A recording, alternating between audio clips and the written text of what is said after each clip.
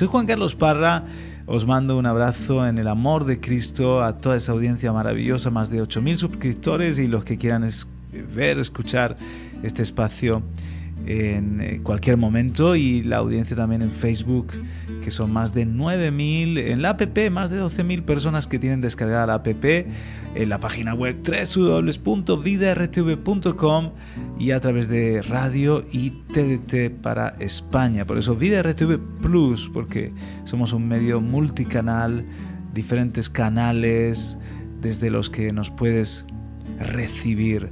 Y como ven, saludamos también Doris Eslava, a la audiencia de YouTube y de Facebook. Un abrazo para todos y es un gusto poder compartir estos tiempos. Sí, señor Benjamín, porque tenemos que cuidar a todos los públicos a los que nos dirigimos, ¿verdad? Total, sí, pues a lo que te referías, somos un medio multiplataforma y se trata es una guerra a los medios de comunicación, estar en todas las plataformas posibles. Y saludo a Vanessa, que está del otro lado del control, la app y gratis. Es una herramienta fabulosa para que te la descargues en la tienda del Play Store o el Apple Store.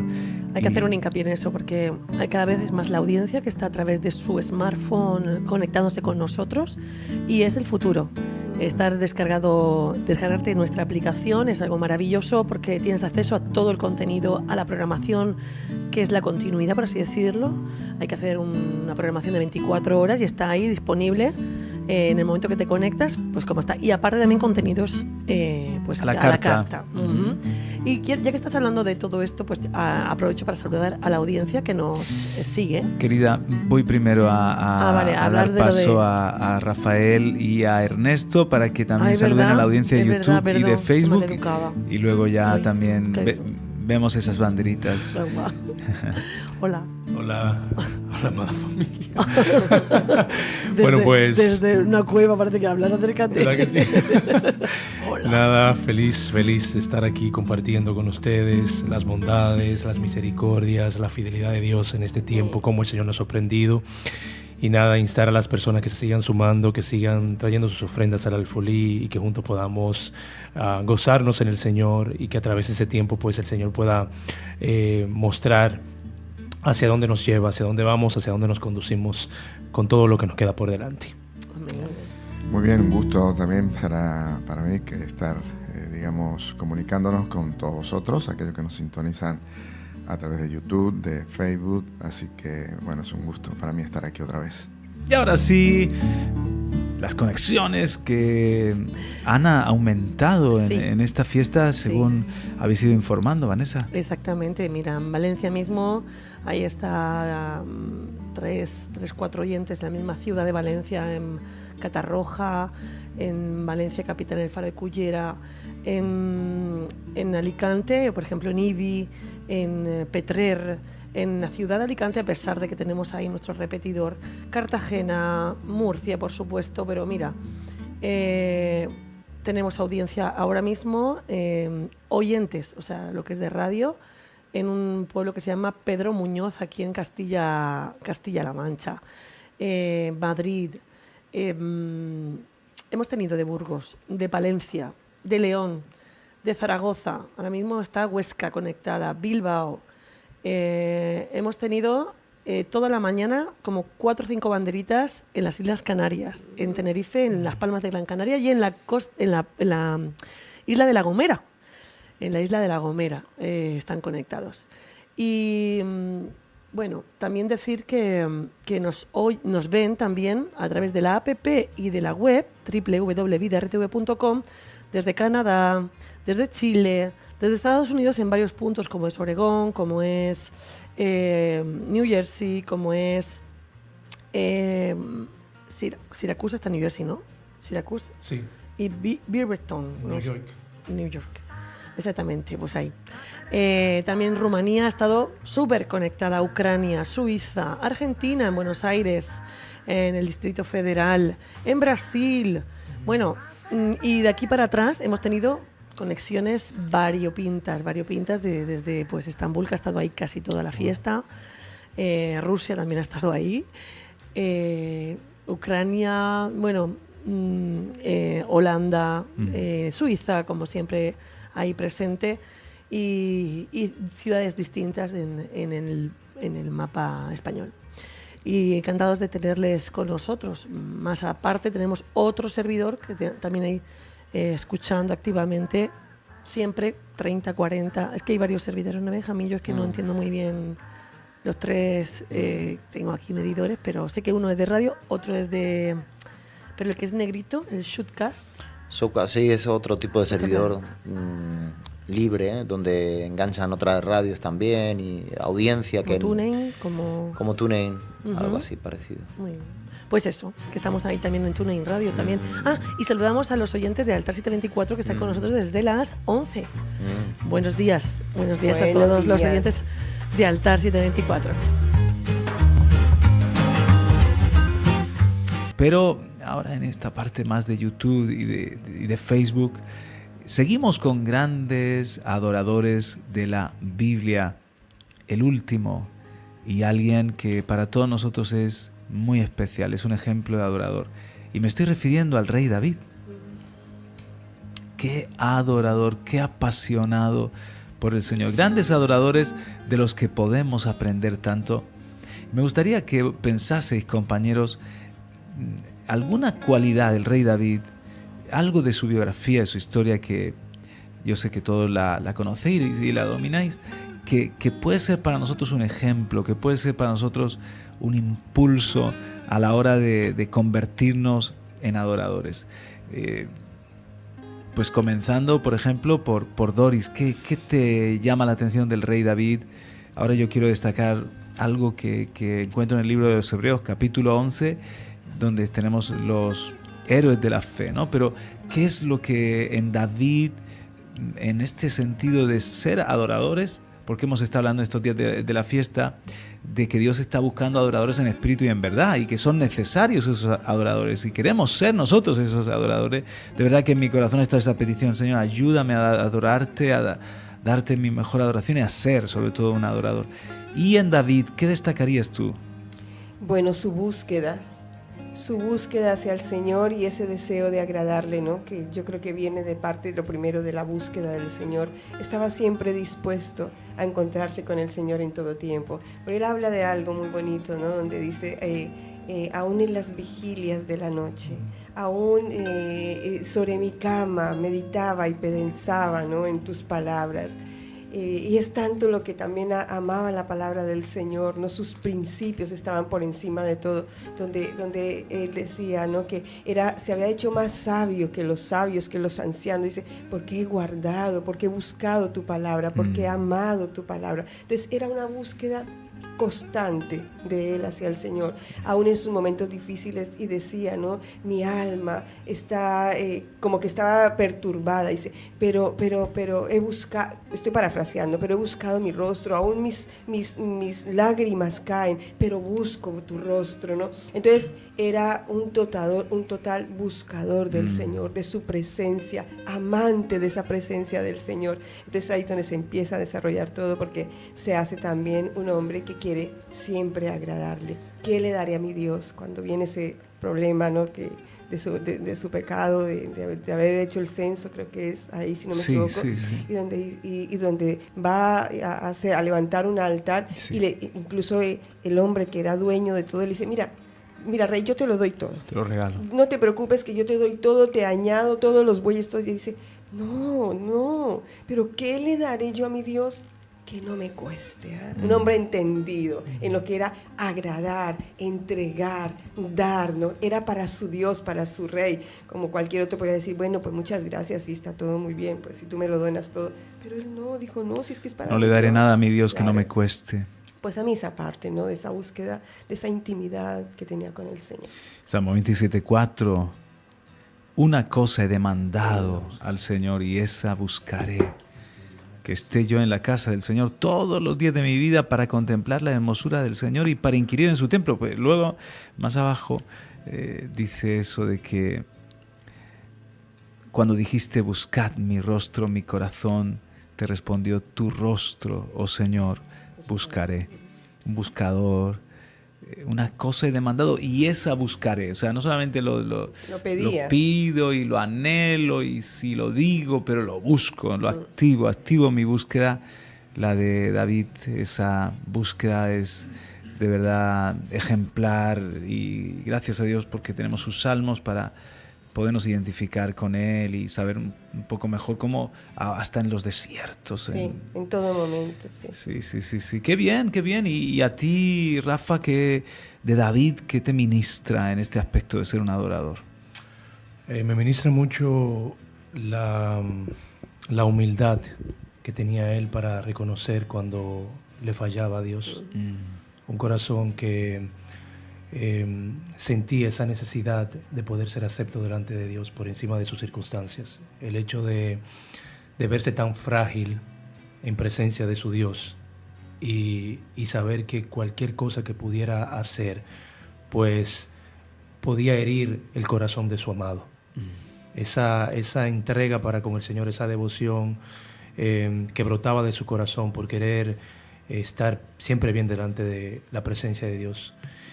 Y cuando se veía en situaciones difíciles o situaciones de pecado, pues tenía la humildad para reconocer esa falla y apelar ante el trono de su gracia para encontrar ese oportuno socorro. Salmo 32, Salmo 51, que son momentos de arrepentimiento de David, de confesión de su pecado. Es un terrible pecador, David. Fue grande hasta para pecar. Pero por otra parte, fue también un hombre que se arrepintió como Dios espera. A veces hay personas que tú ves y dices, vaya un arrepentimiento más patatero, con la boca chica, y dicen, sí, bueno, me equivoqué y tal. Y pasan de puntillas por ese momento y quieren... les cuesta muchísimo reconocer su metedura de pata, pero David no, David lo reconoce: contra ti he pecado, he hecho lo malo delante de tus ojos, tú eres justo, yo soy pecador, y todo juicio que venga es el legítimo, y hace esa oración de contrición. Tremendo. Y Ernesto, para ti, ¿qué destacarías de David? Bueno, justamente eso, ¿no? Yo muchas veces le preguntaba al Señor analizar a David en cierta manera. Si lo queremos comparar con Saúl, por ejemplo, yo creo que los pecados que cometió David creo que fueron mucho más graves que los que cometió Saúl, ¿no? Pero sin embargo habla de David como que era... Saúl fue un hombre desagradable delante de Dios, pero David dice que era un hombre conforme al corazón de Dios, ¿no? ¿Qué hacía que David sea un hombre conforme al corazón de Dios, ¿no? Yo creo justamente eso, que era un corazón quebrantado, un corazón sensible delante de Dios, tenía ese temor a la palabra de Dios. Cuando él era reprendido por los profetas, ¿no? Como en el caso que le pasó de su pecado, y todas las veces que él ha sido reprendido por un profeta, él siempre se humilló ante la palabra de Dios. Siempre se humilló ante la palabra de Dios y se arrepintió, ¿no? Después, incluso como consecuencia del pecado que había cometido con Betsabé, como él asume, no solamente ante la presencia de Dios, pidiendo que Dios le perdonara y exponiendo su corazón delante de Dios, sino también lo podemos ver asumiendo el castigo de Dios, ¿no? Después, cuando pasa lo con sus hijos, todo lo que le pasa con Absalón y todo esto, como él en ningún momento le adjudicó a Dios despropósito con las cosas que le estaba pasando. O que era injusto Dios. Al contrario, es como que él...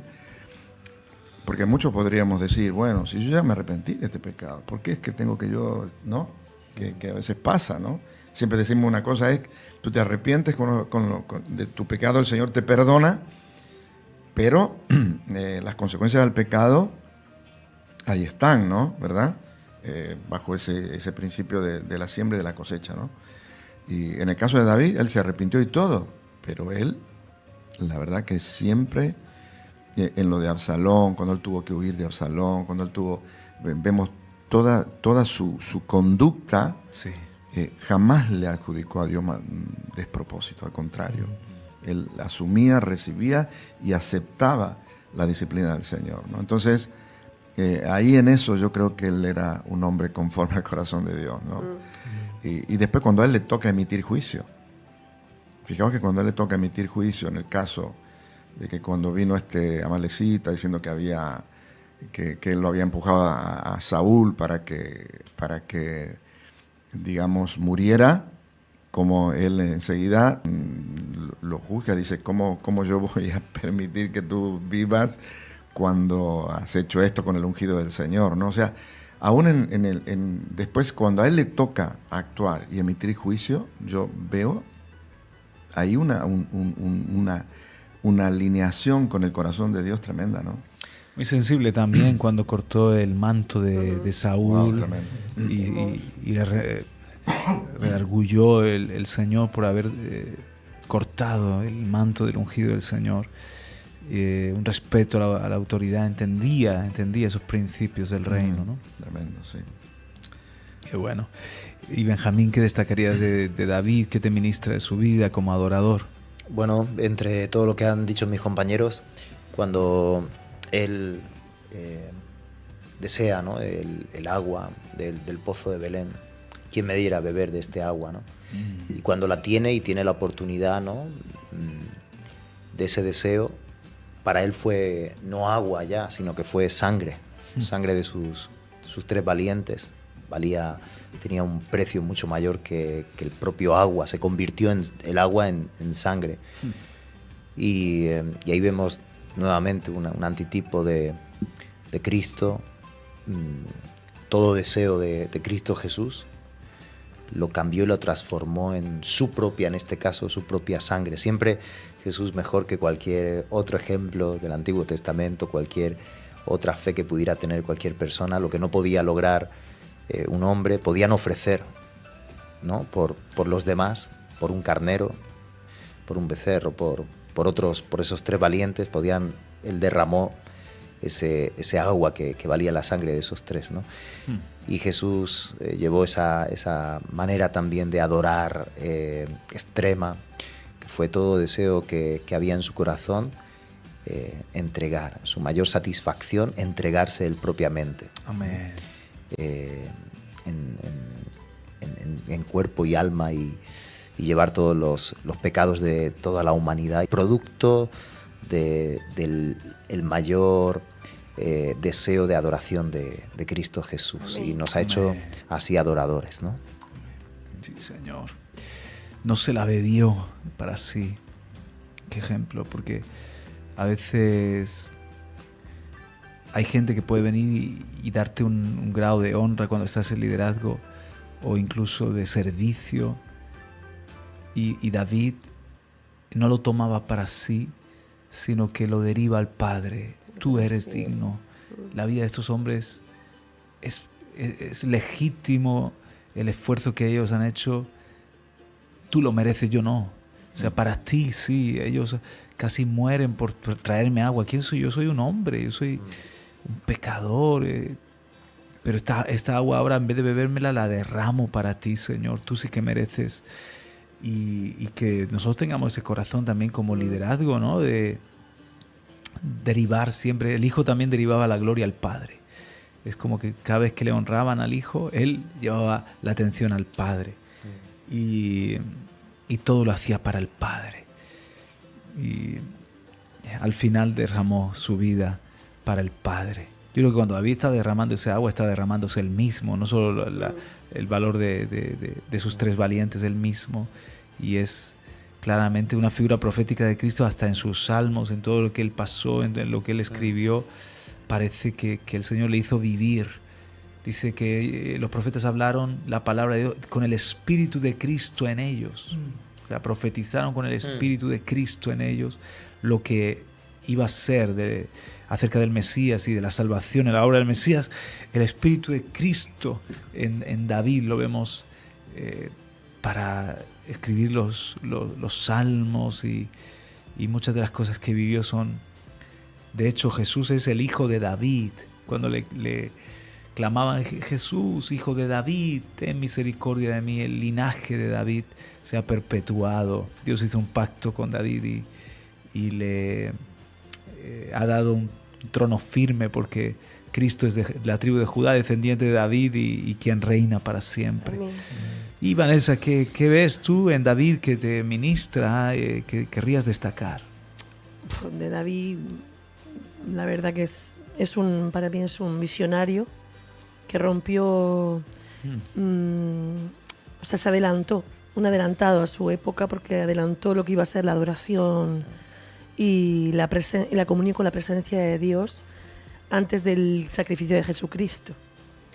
Cuando trae el arca a Jerusalén, a Sion, y ahí monta su tienda, el tabernáculo de David, tan diferente al de Moisés, donde hasta extranjeros podían entrar, que es un anticipo de lo que iba a ser la redención por parte de Cristo, ¿no? Porque yo creo que David es una tipología de lo que un hombre conforme a mi corazón, un adorador, un rey y también un sacerdote. En el tabernáculo de Moisés estaba dividido en 3 lugares, como sabéis, el atrio, el lugar santo y el lugar santísimo. Solo los israelitas podían cruzar el atrio y ahí quedarse. Solo los sacerdotes podían entrar al lugar santo y el sumo sacerdote podía entrar al lugar santísimo una vez al año. El principal servicio eran los sacrificios en el altar del holocausto. También los sacerdotes ministraban a Dios en un lugar santo, ¿no? Pero en el tabernáculo de David no había divisiones dentro de la tienda. El arca del pacto estaba en medio. Todos podían entrar al tabernáculo de David, incluyendo los extranjeros. Y se alababa a Dios sin cesar, 24/7. Y habían turno, ¿no?, de adoradores. Asaf, los cantores, la tribu de Coré, yo creo que también estaban ahí. Y el mismo David era uno de los que tenían turno. Me encanta porque estaba estudiando un poquito la distancia que hay entre Kiriat Jearim, hasta Jerusalén. Son 15 kilómetros. Andando son 3 horas y media. Pero dice que David se aseguró de que como mandaba la ley de Moisés, 6 pasos y al 7º se sacrificaba. Estamos hablando de que he calculado, si son 15 kilómetros, son 15.000 metros, ¿no? Es así, ¿no? A ver, que los matemáticos 15 kilómetros, 15.000 metros. Si cada metro tiene 3 pasos, o dos grandes, o no, o qué, no, 2 pasos. Depende de cómo fueran los pasos. Si son así zancadas. 2,5, 2 y medio. 2, 3. Cada metro, entonces 2,5, 2,5. Pues tendríamos que dividir 15.000 entre 3, ¿no? Son 5.000 sacrificios. Sí. 5.000 sacrificios. Más que los de su hijo Salomón. Tremendo. Porque se aseguró también de que no se sacrificara uno, sino cada tanto sacrificaba 2, para que si había algún pecado en el pueblo que él no conociera, pudiera ser limpio. Después de lo que le pasó con Uza. O sea, como 10.000, ¿no? Claro. Fue algo como que yo creo que entró el temor reverente, pero cómo valoraba. Wow. Yo creo, ¿cuánto tiempo tardarían en recorrer esos 15 kilómetros si tenían que sacrificar, hacer 10.000 sacrificios? Pues yo necesitaría 3, 5 días, porque andando se dura 3 horas y media. Andando un paso ligero. 3 horas y media andando, pero cargados los sacerdotes. Dice que un adulto se estima que el caminar a paso normal sería aproximadamente de 1,5 pasos por metro. 1,5 pasos, fíjate. Yo, pues más sacrificios. O sea, para mí ese momento fue el sacrificio de los sacrificios. Traer el arca de casa de Obed-Edom a Jerusalén fue todo Claro, cuando él llega con el arca, después de esos sacrificios, y su mujer lo critica así como Mical, cómo se ha rebajado el rey, ¿no? A mí, yo entiendo a David, ¿no? Yo me pongo en la piel de él y digo, madre mía, Señor, qué regocijo. Y cómo valoraba, para mí es como valoraba David la presencia de Dios. Y eso hizo que él pudiera hacer el tabernáculo para el arca y no hubiera juicio. Porque, fíjate, hubo juicio porque Uza tocó el arca, pero no hay juicio cuando David está dentro, en la misma tienda del arca, con todos los adoradores. ¿No parece un poco...? Sí, por eso... como que no cuadra mucho con ese Dios de Uza, ¿no? más allá de una aplicación severa de la ley, Dios conoce el corazón. Claro, Dios conoce cómo los hijos de Abinadab, Uza y Ahío habían tenido el arca ahí como si fueran guardias de seguridad que se aseguran de que nadie, ¿no? O como el que tiene un elemento radioactivo que dice, bueno, que esté blindado el acceso, pero no fueron sacerdotes, y además siendo ministros de Dios no estudiaron nada de cómo transportar el arca. O sea, fueron es una dejadez, ¿no? Muy despreocupados, muy indolentes, muy negligentes en su responsabilidad, porque ellos mismos podían haberle dicho a David, mira, para transportarla sobre los hombros de los sacerdotes, eso es lo que Dios dejó escrito en la ley de Moisés, ten cuidado, no cometas un error, porque este arca tiene una historia de que quien no ha sabido llevar bien el arca o tratar bien el arca, han habido consecuencias. Entonces hagamos las cosas bien, y ya ellos, su responsabilidad hubiesen quedado exentos. Pero cuando Uza puso la mano ahí para que no cayera, etcétera, solo Dios sabe lo que había en el corazón. Creo que fue muy estricto Dios, no solo con David, sino con el mismo Uza. Pero el tabernáculo en lo alto del monte, esto fue en Sión, porque luego se le revela otro lugar que fue Moria, el monte Moria. O sea, ese tabernáculo allí fue un anticipo, un adelanto de el cielo vivido ahora en el nuevo pacto, en el tiempo de la gracia, lo que es la adoración. Como es en el cielo, así también en la tierra, que Dios ahora extiende el sacerdocio a todos y a todas, que ahora Dios nos da entrada por gracia, una adoración en espíritu 24/7. O sea, David entendió un modelo, lo aplicó, y por eso en el Hechos de los Apóstoles, capítulo 15, en el Concilio de Jerusalén, viene esa palabra profética.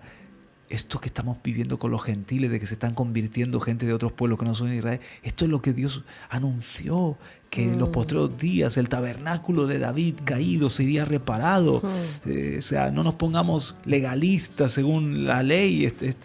Dios está haciendo algo similar a lo que pasó en los días de David. El Espíritu trae ese cumplimiento, ¿no? de lo que pasó en Jerusalén con el tabernáculo de David. Dicen también los historiadores que se hizo colocar un trono dentro de la tienda y que le gustaba juzgar, tomar decisiones en la presencia, cerca del arca. Qué bonito. Allí tenía su trono, ¿no? Decía Cas Luna, así envuelto en celo en un momento, dice, estos tipos, ¿no?, eran unos adelantados. Dice, y hoy nosotros somos unos atrasados. Teniendo al Espíritu Santo, las arras, teniendo la promesa y teniendo la revelación de lo que es Cristo Jesús y el ancho, ¿no?, que la panorámica que nos ha dejado en la adoración, que prácticamente no tenemos techo, ¿no?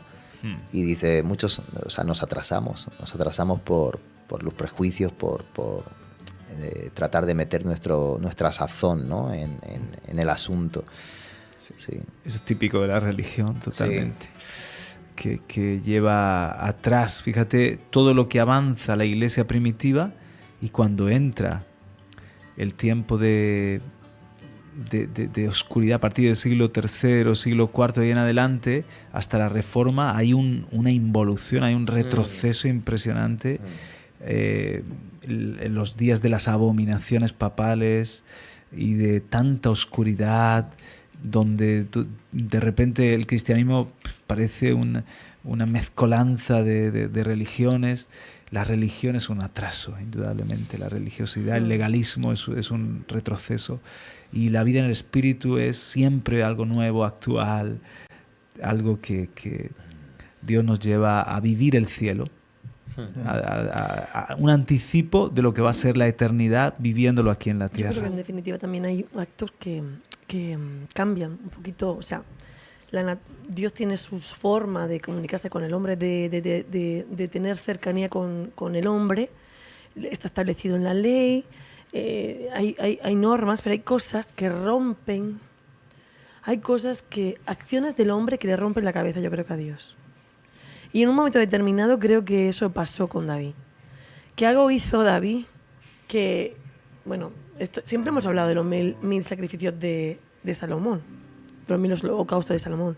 Estamos contando que estos son más de 10.000 o más, y según los pasos, depende de cómo fueran los pasos, los codos. Entonces, esto rompió de alguna manera algo.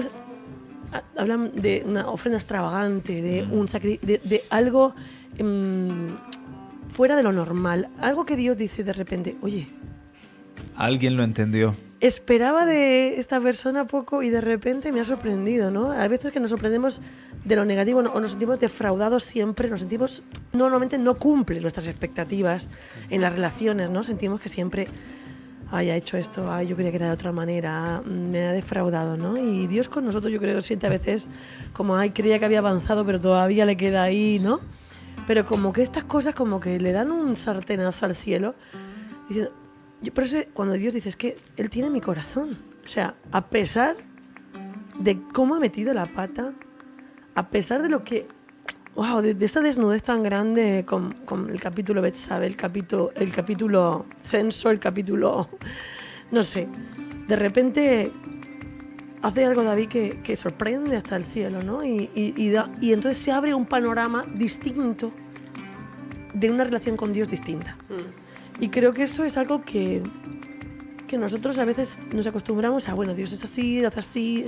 Y sí, Dios tiene su forma, pero yo qué sé, creo que hay cosas que a Dios le sacan una carcajada, una sonrisa, un sentido de admiración diciendo, wow, es mi creación, o sea, esto soy yo, es mi creación en un estado maravilloso y eterno, reproduciéndose de una forma distinta, ¿no? En la tierra. En la tierra, ¿no? Y no lo esperaba, pero wow, mira. Yo digo, Señor, por eso me encanta esas. Yo quiero sacar una sonrisa al Señor. Que no sea como, bueno, ahí estaba Vanessa luchando con sus ancestros, con sus cargas, con sus atávicas, adánicas, y de aquí de la tierra, luchando con su genética. Que de repente Dios diga, está haciendo del Espíritu Santo una obra ahí, oye, y está sorprendiéndome la semilla. Hay un fruto, hay algo, wow, esta ramita no esperaba que brotara así. Pero no porque la gloria no la llevemos nosotros, sino porque a Dios de verdad alguna alegría de vez en cuando le tenemos que dar, ¿no? Pues su creación, ¿no? Sus hijos tenemos que darle alguna alegría que otra, como cuando tu hijo te saca de repente matrícula de honor, que se lo da a Rebeca si nos está escuchando. Ayer me mostraba, ¿no? Las notas de su hija, su profesora les han hecho una mención a la cría, porque es una máquina, ¿no? Y como ejemplo en clase, como estudiante, bueno, como responsable. Aleluya.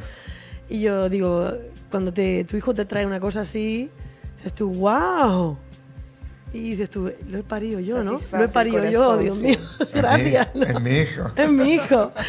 Y yo creo que cuando Dios ve un acto como eso, ¿no? Dice, es mi hijo. Vamos a ver qué vamos a hacer, ¿no? Vamos a tener comunión, vamos a tener más cercanía, ¿no? Fíjate que el apóstol Pablo hablaba un poco de eso, ¿no? Lo veo yo a colación, decía, es que yo no busco dádivas, sino fruto, ¿no? Que abunde en vuestra cuenta, porque Dios ya ha sembrado, se ha dado, nos ha enseñado y el Espíritu Santo está trabajando de día, momento. Entonces yo creo que el corazón del Padre se satisface cuando dice, mira, es el fruto de todo el esfuerzo, ¿no?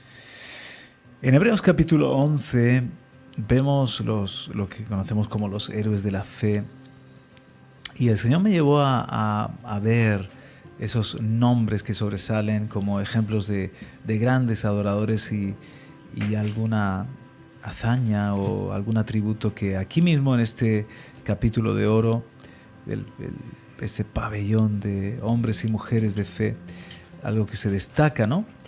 Y aparece David, también mencionado, dice en Hebreos 11, 32 y 33, ¿y qué más digo?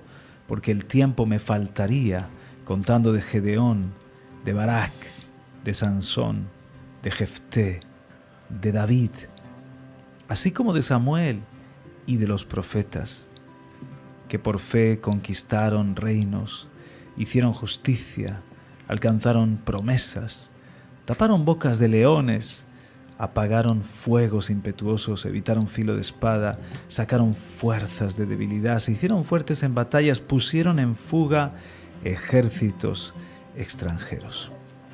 Entonces, si os dais cuenta, este punto de versículo 33, que por fe conquistaron reinos, no se puede aplicar a Gedeón o a Barak o a Sansón, a Jefté, ni a Samuel o los profetas, sino a David. David conquistó reinos por la fe. Y hablando de grandes adoradores, adoradores son conquistadores.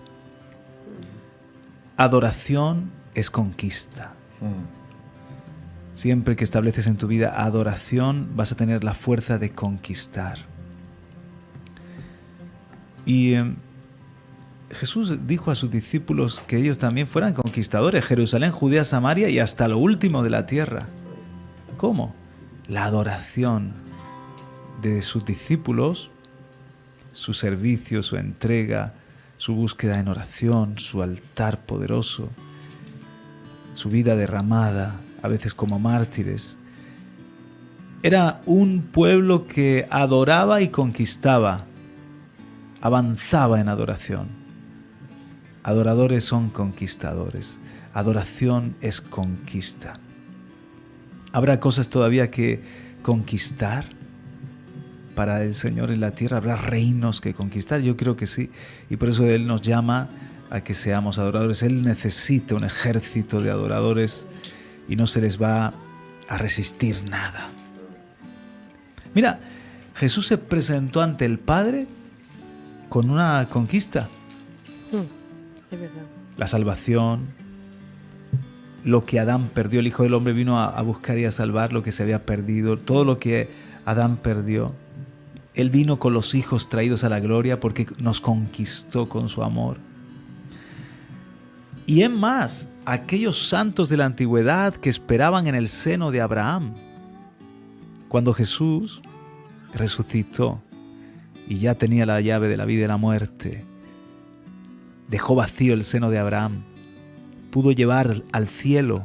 El seno de Abraham era un anticipo del cielo, pero no podían ir todavía a ese lugar de ángeles y del trono de Dios porque no se había efectuado la salvación en el cronos de los hombres, en el tiempo de los hombres no se había producido ese sacrificio donde había una sangre para el perdón de los pecados. El velo no se había roto aún, pero cuando Jesús muere, su sacrificio ya sirve para hacer a los justos perfectos.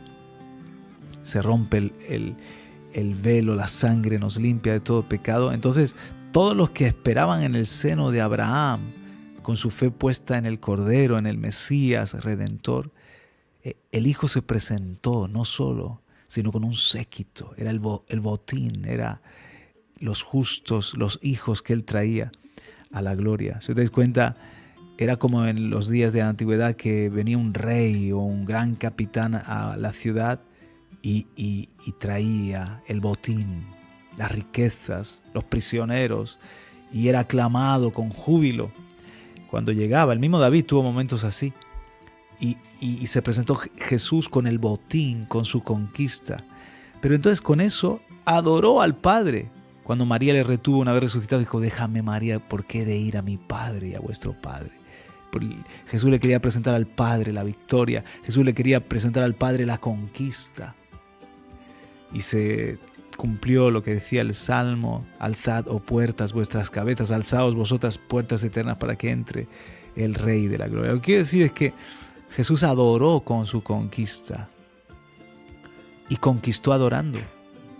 ¿Cómo conquistó? Adorando, porque se entregó como una ofrenda y con esa ofrenda conquistó. La ofrenda nuestra y la entrega y nuestro servicio, todo lo que hacemos para Dios, nuestra adoración es conquista. Adoradores son conquistadores. Y eso aprendemos también en David. Conquistó reinos. Un adorador, en una mano tenía el arpa, en la otra la espada. Un adorador que era también un conquistador junto con los valientes de David. Y Pablo también adoró con su conquista para Cristo. Me encanta lo que dice en Romanos, y con esto quiero cerrar mi aportación. En Romanos capítulo 15, quiero leerlo porque nos habla de España. Mira, Romanos capítulo 15, desde el versículo 15 en adelante. Ahí Pablo está hablando de su ministerio entre los gentiles. Dice: mas os he escrito, hermanos, en parte con atrevimiento, como para haceros recordar por la gracia que de Dios me es dada, para ser ministro de Jesucristo a los gentiles, ministrando el Evangelio de Dios, para que los gentiles les sean ofrenda agradable, santificada por el Espíritu Santo. Entonces, Pablo sabía que si ganaba un alma para Cristo, era su ofrenda. Él ministraba como un sacerdote lo de Dios a los hombres y lo de los hombres a Dios. Cuando él iba ganando almas para Cristo y conquistando nuevas ciudades, porque el ministerio de Pablo va creciendo como una onda expansiva, abarcando regiones, expandiéndose a nuevas tierras. Pero cada conquista y todas esas iglesias que fundó eran su ofrenda. Aquí lo hemos leído, dice, para ser ministro de Jesucristo a los gentiles, ministrando el Evangelio de Dios. O sea, él ministraba a los hombres como sacerdote el Evangelio, para que los gentiles le sean ofrenda agradable. Entonces a Dios le daba una ofrenda, la ofrenda de los gentiles, santificada por el Espíritu Santo. Verso 17: tengo pues de qué gloriarme en Cristo Jesús en lo que a Dios se refiere, porque no os haría hablar sino de lo que Cristo ha hecho por medio de mí, para la obediencia de los gentiles con la palabra y con las obras. Nos va a hablar Pablo de su conquista, mira, con potencia de señales y prodigios en el poder del Espíritu de Dios, de manera que desde Jerusalén y por los alrededores, ahí va su ministerio creciendo, hasta Ilírico, todo lo he llenado del Evangelio de Cristo. ¡Wow! Y de esta manera me esforcé a predicar el Evangelio. ¿Ves? La adoración de Pablo era conquista, era todo lo que hacía, era su ofrenda, era su homenaje. No quería llegar al cielo con las manos vacías. A veces le escribía a los santos y decía: vosotros sois mi corona, mi gozo en el Señor. Vosotros sois mi ofrenda.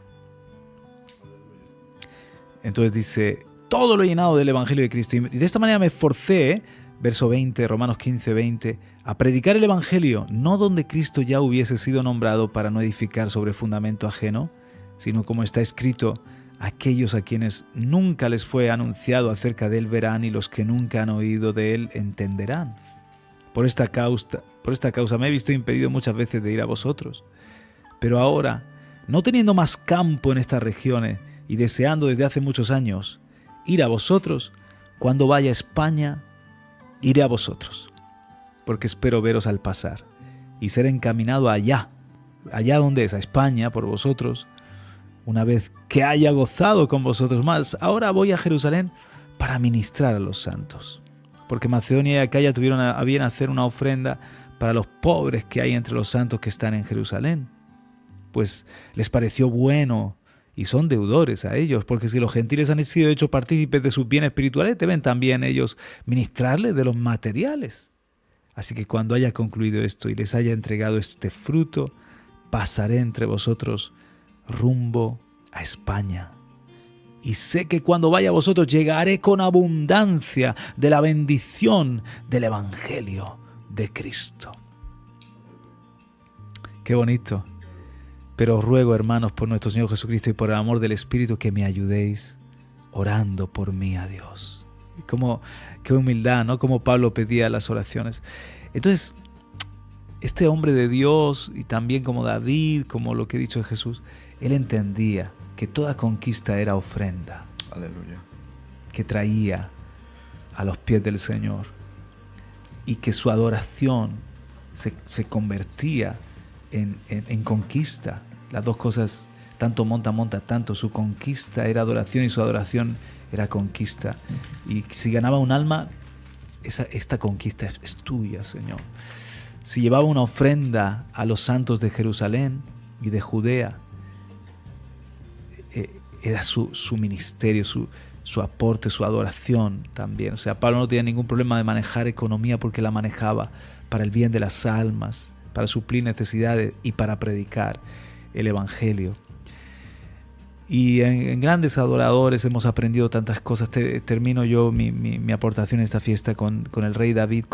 Por la fe conquistaron reinos. Conquistemos España, conquistemos Europa, conquistemos tierra. Amén. Sigamos llevando el Evangelio. Tengamos esta sana ambición de ganar más, ganar a más gente, ganar a los perdidos, nuevas ciudades, nuevos territorios con el Evangelio de Cristo.